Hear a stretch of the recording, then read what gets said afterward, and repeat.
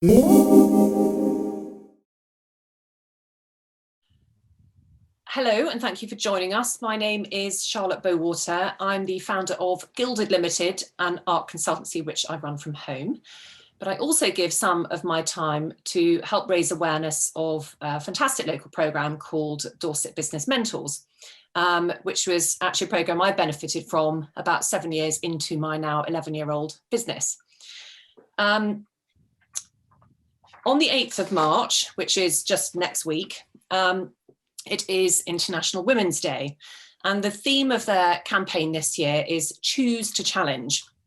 And our challenge that we've chosen with Dorset Business Mentors is essentially to build greater awareness of the programme that we offer, but specifically to women.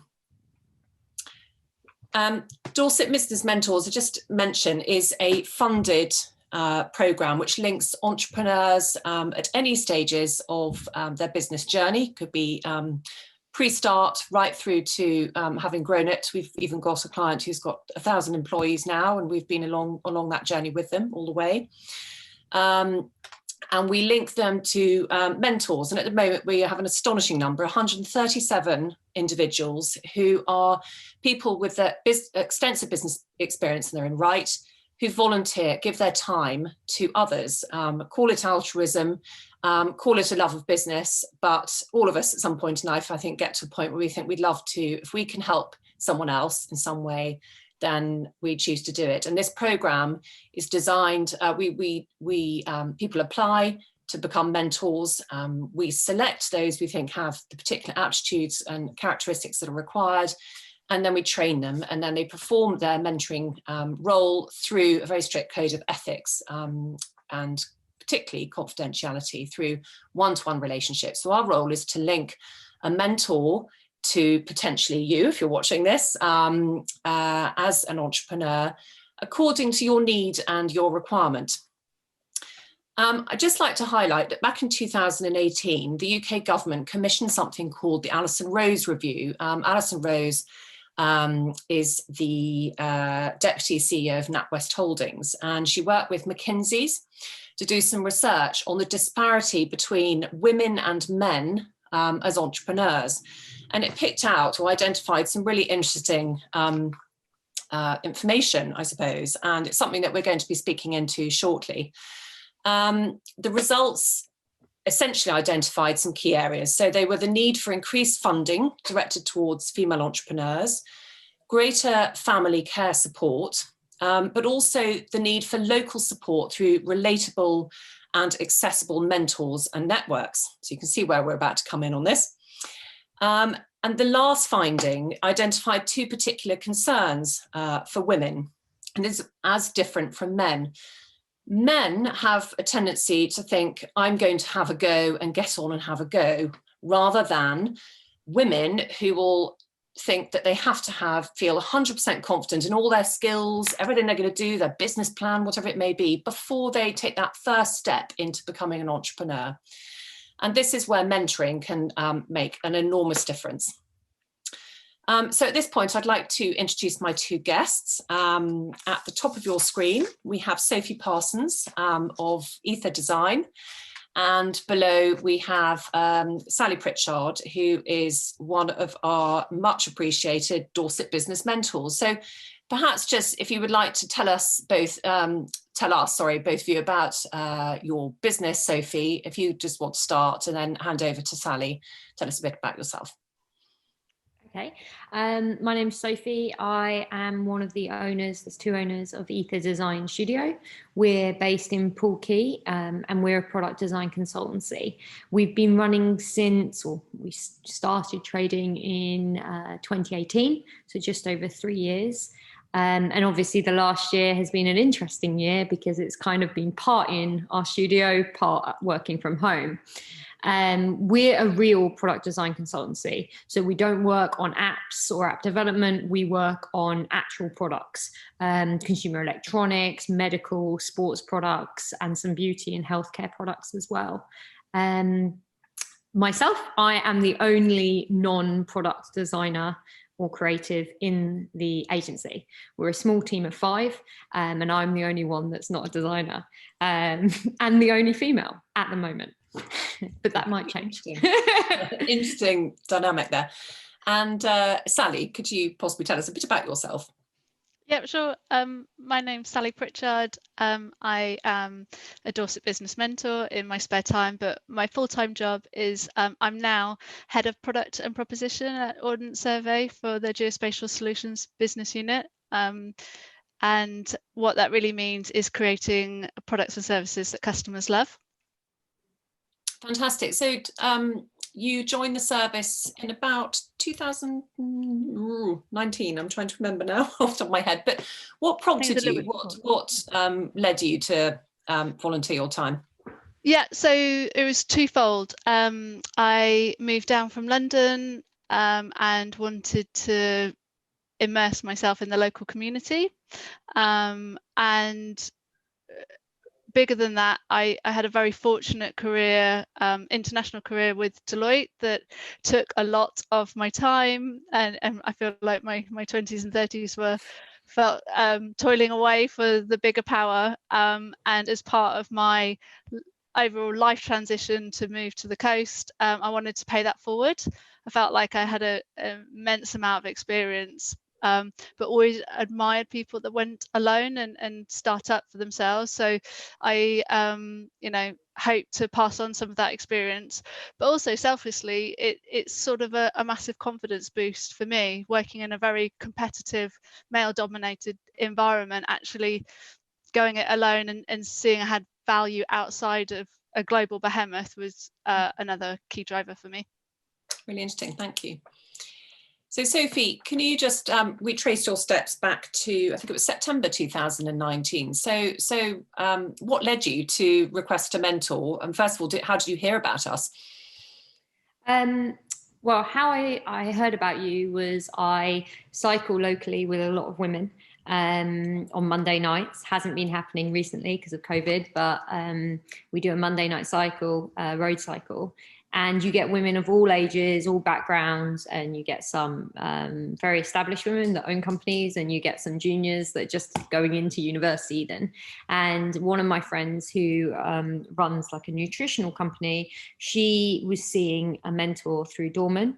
And we were chatting about how at that time it was just Tom and I and one designer in the company, and we were saying we don't know how to grow, we don't know about this, and I was discussing this, as you do when you're cycling along or running, and my friend was like, you should talk to someone from Dorman, apply, it's really great, they'll put you in touch with someone that's suited to your needs. And literally the next day I applied, and we were put in touch with Sally, and we went from there. Okay, I'm just going to pick up on something. It's a little amuse-bouche. To highlight to everyone, sometimes you might hear any one of us talk about Dorman. Our program was known as Dorman up until I decided to give some time and help with raising awareness of the program. And I proposed a rebrand to what we're called now, which is Dorset Business Mentors. Note, we've dropped the men. Not entirely. We value our men enormously, but we did want to make sure that we weren't conveying the message that we were only men, and we're always really keen to attract women. I'm a great believer in what you might call meritocracy, and really what women bring to the table as a complement to men. So a question to you, Sophie, if you don't mind. Before I ask you both to talk about the sort of journey that you've been on and what you've been focusing on during that time, what do you think having Sally as a female mentor brings to you? Well, I have worked in mainly male environments. I've worked for M&S head office, which is mainly men. In the foods, was when I was there. I worked for a sports company, which was mainly men. And then later in my career, I worked with more women. So I've had a mixed sort of background, whereas Tom, who owns Aetha with me, being a product designer, there's a huge, it's becoming more clear now that there aren't many women in product design. It's especially product design engineering, especially not senior level. So he came from Dyson before we moved to back to Poole, and I think it's some ridiculous like number of women. There aren't many in the product design area of Dyson. So I think when we got matched with Sally, at first we were a bit like, oh, maybe this won't work. I remember we had a conversation about it, and that wasn't me or him being sexist. It was more the fact that we're surprised by that. And then we were any queries we had as soon as we met her were put to bed. So I don't think we even thought about it much after that.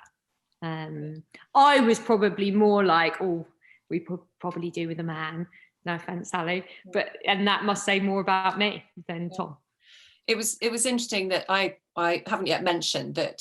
Sorry, I did mention that I had a mentor from my business, which I run alone from home. And when I first heard about the program, actually, it took me a year before I picked up the phone. I think it was, again, its former sort of look on website and so on, and I didn't quite understand the offer.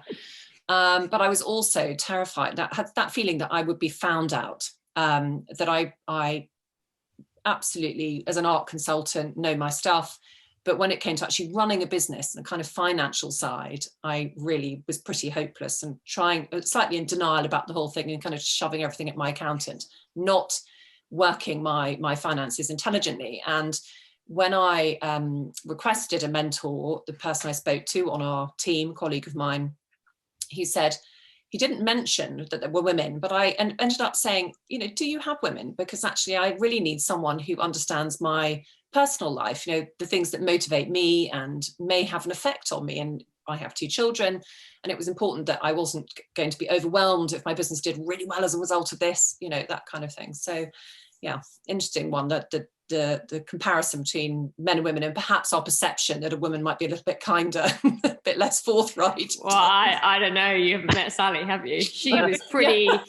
I'm quite strong, and definitely between the two of us, Tom is more laid back than I am. I'm quite black and white, whereas he's definitely the creative. Yeah. So how we would naturally come to run a business together is quite interesting, because I think both our personalities blend quite well. And I think even Sally said that sometimes, Sophie, your black and white corporate background blends well with Tom's sort of design thinking, larger organic approach to things, and it does. I mean, 3 years down the line, we're better than ever in terms of work. So I think Sally is no. I don't know what the word is, but she's not a walkover. Trust me. Yeah, she's no wallflower. I think the message out of this is it's very easy for us all to make assumptions about the things that we just come across, and actually remove any assumptions about mentoring. We're going to dive a bit deeper into that now. So from that first meeting, what have you been focusing on the business? What did you choose to look at first? And maybe actually, Sally, you'd like to answer this. What were your observations? Well, how I sort of try to approach it first is find rapport and a personal fit, so that business chemistry, to use a corporate term, because ultimately it is a relationship that we're forming around mentoring. I have to build trust very quickly, and equally I'm very aware that I am a woman who is younger, that isn't the atypical representation of years of experience. So how I approach it is really from a building trust and respect perspective. And how I do that, hopefully, and I don't know Sophie's views, I don't think we've spoken about this, is listen hard, but make some pretty quick observations as a kind of a hook to, and that's me testing the water to see whether they're open to challenge, they're open to going to the places that need to be looked at.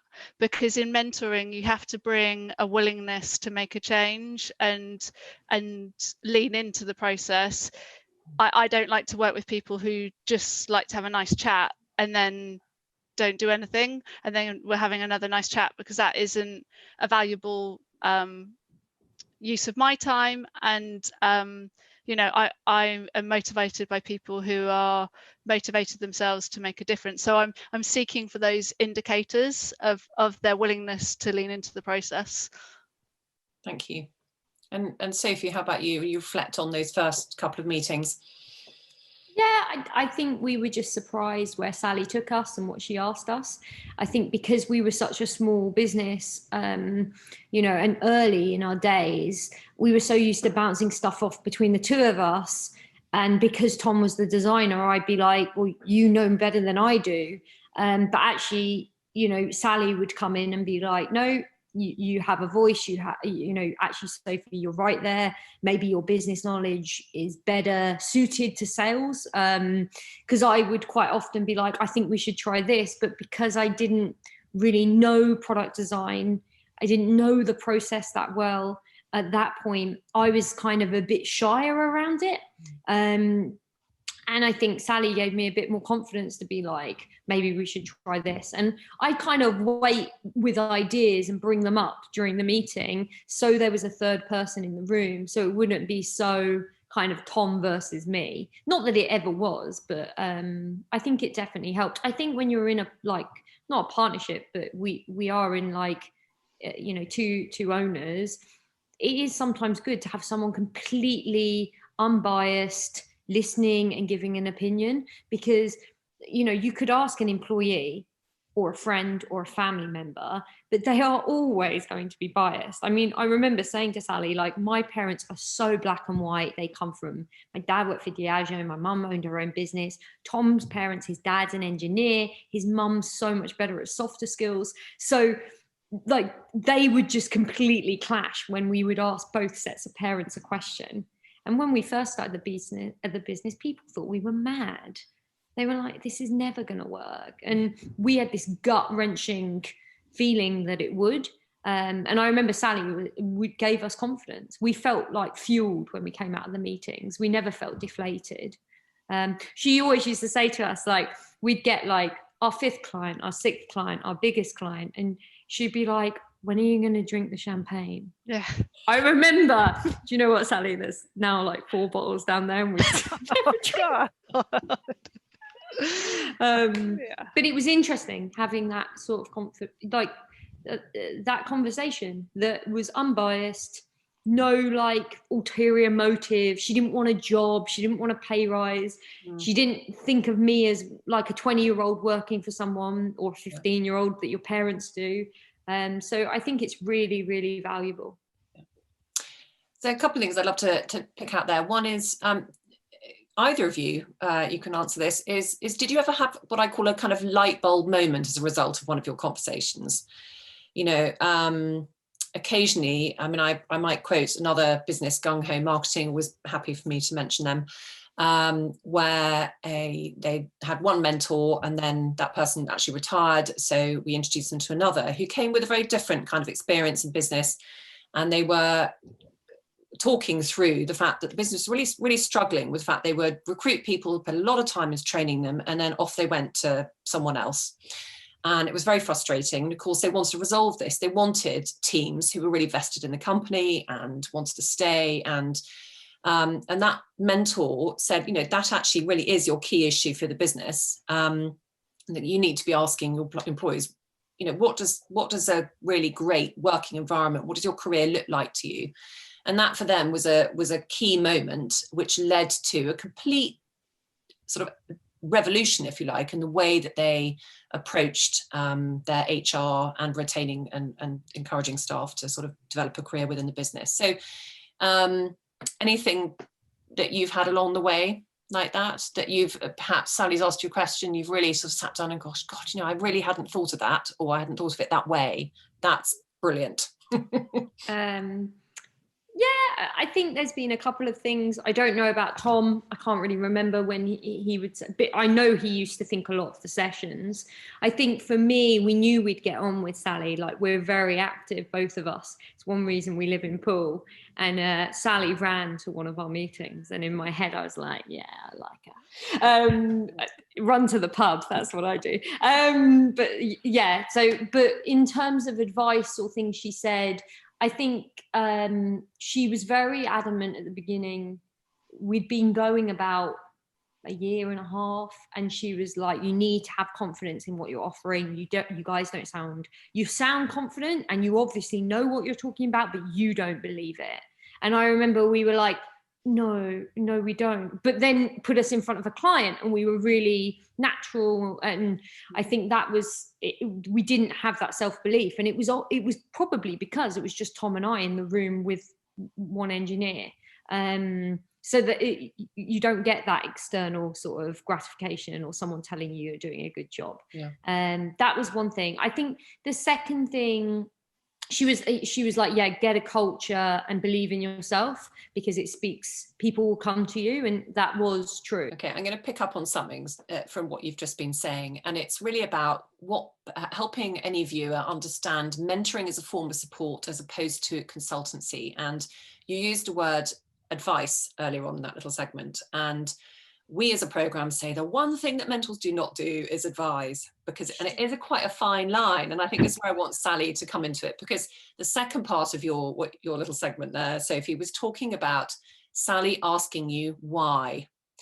And that mentoring spins hugely around being a mentor, seeing into something with that objectivity and asking the right question to help you work something out for yourself. So Sally, would you like to pick up on that as mentoring as a style of supporting? I mean, yeah, I think expectation setting is really important, because actually I have been matched with people that are looking for free advice, and I have to be very clear that is not the place. I think one guy was wanting succession legal planning about his family estate, and I was thinking, goodness, I would not come for free advice for something that important. But you know, so there's just, that's why I look for those indicators of people being willing to take accountability for the change that they need to manifest themselves, because all I can do is listen and ask questions and probe. And what I do like to do, though, is help give context around examples that I have seen or read about, just to give I use it as language, or how might we, just to help people imagine a different way of doing things. So context is really helpful, but actually saying you should do this and that will give you why will never happen. And in fact, another mentee, not to talk about the ones that haven't worked out well, but it is important to bring it to fore, gave me some feedback that I needed to write up my notes and give specific actions as a result of the end of the meeting.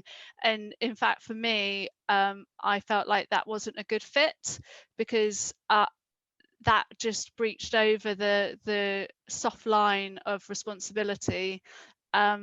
You know, I was giving up, 2 hours of my time to listen to them and help them think through, all the complexity of their business. I'm not there to play it back to them and give them tasks that they can come back like a good school pupil and say they've ticked it off, because they're missing that bigger picture of the responsibility for them to try different things and see what works, and then next time we discuss, okay, what worked, what didn't, what are you going to do as a result of that information, rather than well done, mentee, you've done what I've asked. Yeah. So again, a couple of things in there. One is that mentoring is not, you might be pretty hugely criticized for such a generalism, but you could say that a consultant might work through the A to Z manual of how to run a business. The joy of mentoring is it is completely flexible and it responds to the need of the mentee. I might just use my own experience as a way of sort of communicating sort of how the sessions work, if you like. So those early sessions, once you've requested a mentor, our role as a program is to identify a potential mentor for you as a mentee to suit that requirement. And I often say, feel a bit like Cilla Black, but often we're trying to do something that looks great on paper, and ultimately it does need to come down to the chemistry. You can see that Sally and Sophie, there's a natural kind of flow between them. They're comfortable with each other, and they've just the right amount of challenge going on, etc. But every mentee is different, and every mentor has a slightly different style. But the kind of common areas with mentoring are those initial meetings are really about getting to know each other, establishing some trust, beginning to sort of lift the lid on the business and the characters involved and what's going on, and why are we thinking we need some mentoring? Is it because we're trying to reach a particular goal? Is it that we don't really know what goal we want and actually we need some help sorting our heads out? Maybe we're trying to open into a new market, and we're trying to sort out our marketing. There's a whole raft of areas where mentoring can be focusing itself. But the aim is that between one meeting and the next, it's likely that during a meeting, your mentor will say, okay, anything going on, what's been happening? And that might pull out a few things to discuss. But by the end of the meeting, there may be some little sort of task given. And Sally, as you said, it's not for you to be writing a list out like a teacher saying, go do your homework. It's really for the business owner to agree and say, yeah, okay, I see I really should be focusing on this month. And a lot of our mentees, the clients, would say that actually it's a bit like being more motivated to do exercise if you've already paid for your session in the gym. Now we'll come to what we charge in a moment, but you're more likely to get that job done because there's a sort of degree of accountability that you've already agreed to meet your mentor next time. You don't want to let them down, and neither does a mentor want to be wasting their time. So it's you might shift through what we call the kind of dashboard. Think of a car. We often say this for men, funnily enough, is think of your business, think of you sitting in the driving seat of your car. Your car is your business. You've got the pedals, you've got full control of the wheel, everything, but you've got a kind of, not a co-pilot, but you've got someone sitting there saying, okay, where are we going? What fuel do we need to get there? What routes have you looked at? And start getting you thinking about all of these things, really to help you get there quicker, smoother, and all the rest of it. So I hope that sort of characterizes mentoring a bit more. So I'd love you, Sophie, to sum up really for the sake of any woman watching here, what would you say to them about mentoring? Go for it. Is there a good time to do it? I think that you need a bit of time under your belt running your business to kind of know what you want advice, what you could talk to a mentor about. I wouldn't say day one of starting a business is the right time to get a mentor. We waited maybe 18 months, 16 months before we spoke to anyone. And that was, there wasn't a real big problem that we needed solving. We didn't want to move into a different market. It was more the case that we've built this little baby and now we don't know which direction to go and we don't know if we're doing it right. And actually we're talking to each other about it. We're talking to our families about it, but really it would be good to talk to someone else about it. I definitely think that if you work for a small business or a large, but a small business, if you're an entrepreneur or startup, it would be really valuable to talk to a mentor, just to have that sort of first meeting, second meeting, to see if they could help you think about the edges. Why are you thinking that way? What would you get out of this? The worst thing that's going to happen is you say that wasn't for me. There's no other reason why you wouldn't do it. Yeah, and I think there's a point to make in there, going right back to the beginning when I was talking about the Rose Review, having picked out women's sort of confidence in what they're doing, is that they also tend to be quite risk averse. They want to have minimized the risk in every way, and there is evidence by the bucketful that shows that in the early stages of your business, having a mentor alongside significantly increases your chance of surviving and multi-point thriving past 5 years. That's evidence that was in fact established by the Federation of Small Businesses. It's something I quote quite often. Okay, and Sally, for your perspective as a mentor, as a female mentor, talking to women, is there something you'd like to, final point you'd like to make? Just I think I'd love to be in a place where we don't have women initiatives. I know we need to get there, but the caliber of young women coming through is just absolutely astounding. And I think for me it's like forming those networks, whether it's with men or women that are like-minded, safe spaces that you can, like Sophie saying, you know, just challenge your thinking and get out of your head, because a problem shared is, you know, a problem halved. And really, until we have, or when we have more role models of good women leaders, that gives confidence to the next generation. So it's just a call to arms to ask my fellow women to step up and step out. There's nothing stopping us. So yeah. Yes, I'm going to add my own kind of final point, really. One is going back to that thing of men, you know, don't be afraid of it. We've got so many fantastic male mentors, and it's really our job on the team of Dorset Business Mentors to find the right link for you. You know, if we have some who are kind of tend to be more challenging and some who are very different in style. So first of all, not to fear the men. Or the women. From my own business, all the women. I said, all women, exactly. But I said that, you know, it took me a year when I heard about the program for actually picking up the phone, and so I kind of really wanted to round up by just telling you or communicating that the Dorset Business Mentors program, is we're very fortunate to receive funding from both BCP and Dorset Council. We are also sponsored by Investec, which we're very grateful for, because all of this, along with our mentors giving their time, means that we can offer our service affordably to all. So our charge is from £200 plus VAT for a whole year. And there's no constraints within that. You can talk to your mentor as much as you like. Your mentor can also consult with other mentors should there something arise in your conversations they'd quite like to sort of, you know, check in with someone else about. And that could result perhaps in you having a couple of sessions with another mentor who has some really specialist experience in some respect. So there's a huge amount of flexibility. And as I hope I've alluded to, that we are actually I think the longest established and most experienced service in the country. So incredibly lucky in Dorset to have this available to us. And I would encourage you, please, to go to our website. It's dorsetbusinessmentors.uk. And on there, you'll find a number of case studies, and this session will be added to that. And also insights from other mentors. So you can kind of get a feel for some of the others that we can call upon for you. And finally, I'm just going to give you our telephone number, and that's 01305 221 268. That's 01305 221 268.